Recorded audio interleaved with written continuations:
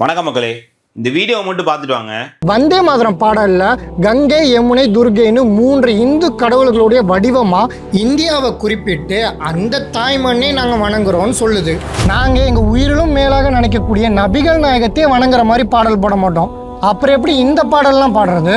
இந்த வீடியோல அந்த நபர் சொல்றாரு, வந்தே மாதரம் பாடல்ல கங்கா, யமுனா, துர்கா அப்படிங்கிற 3 இந்து கடவுளோட பேர் வருது. உயிரா நினைக்கிற நபிகள் நாயகத்தை பத்தியே நாங்க பாட மாட்டோம், ஆனா வந்தே மாதரம் பாடலை நாங்க எப்படி பாடுவோம்னு நீங்க சொல்லலாம் அப்படின்னு சொல்லி கேட்கிறாப்புல.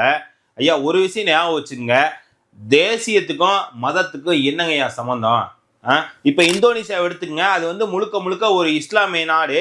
அந்த இஸ்லாமிய நாட்டுடைய மக்கள் சொல்றாங்க, நாங்க இஸ்லாமியர்களா தான் இருக்கோம், ஆனா நாங்க எங்க முன்னோர்களை மதிக்கிறோம்.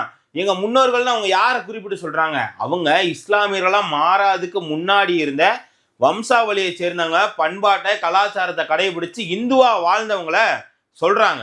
இவ்வளவு ஏன், நம்ம நாட்டோட பாரத பிரதமர் திரு நரேந்திர மோடி அவர்கள் இந்தோனேசியாவுக்கு போனப்ப அந்த நாட்டினுடைய மக்கள் நம்ம நாட்டுல மிக பெரும் இதிகாசமா வழிபடுற ராமாயணத்தை அந்த நாட்டுல வயாங் குலிட் அப்படிங்கிற ஒரு பொம்மலாட்ட கலை மூலியமா அந்த பகுதி மக்களுக்கு தெரியப்படுத்திட்டு இருக்காங்க. நம்ம நாட்டோட பிரதமர் அங்க போனப்ப கூட அந்த பொம்மலாட்ட கலையை வச்சு ராமாயணத்தை நிகழ்த்தி தான் பிரதமரே அவங்க வரவேற்றாங்க. இந்த நாட்டுல இருக்கக்கூடிய கங்கா, யமுனா, சரஸ்வதி போன்ற நதிகளை குறிப்பிட்டு தான் சொல்லியிருக்காங்களே தவிர, அந்த நதிகளை வணங்கணும் அப்படின்னு சொல்லியிருக்காங்களே தவிர, அதுல கடவுள் பேரை குறிப்பிட்டு இந்த கடவுள் தான் நீங்க வணங்கணும் அப்படின்னு எங்கேயும் சொல்ல கிடையாது. அதை ஏன் நீங்க முதல்ல அப்படி நினைக்கணும்?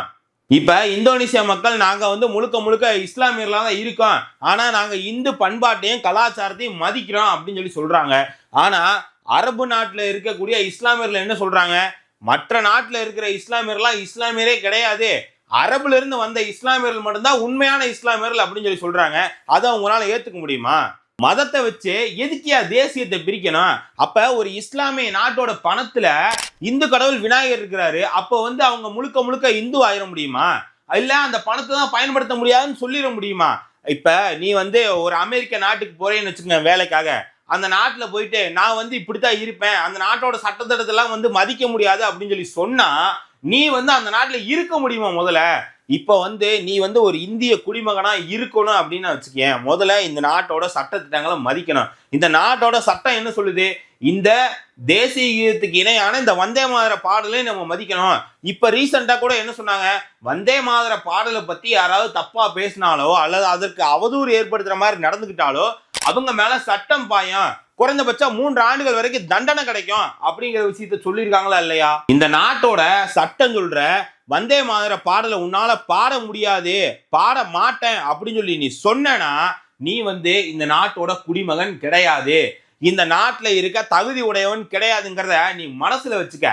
தேசியத்தை மதத்தை வச்சு பிரிச்சு மக்களுக்குள்ள பிளவு ஏற்படுத்தணும்னு நினைக்கிற உன்ன மாதிரி தீய சக்தி எல்லாம் இந்த நாட்டுல இருக்க வேண்டிய அவசியமும் கிடையாது.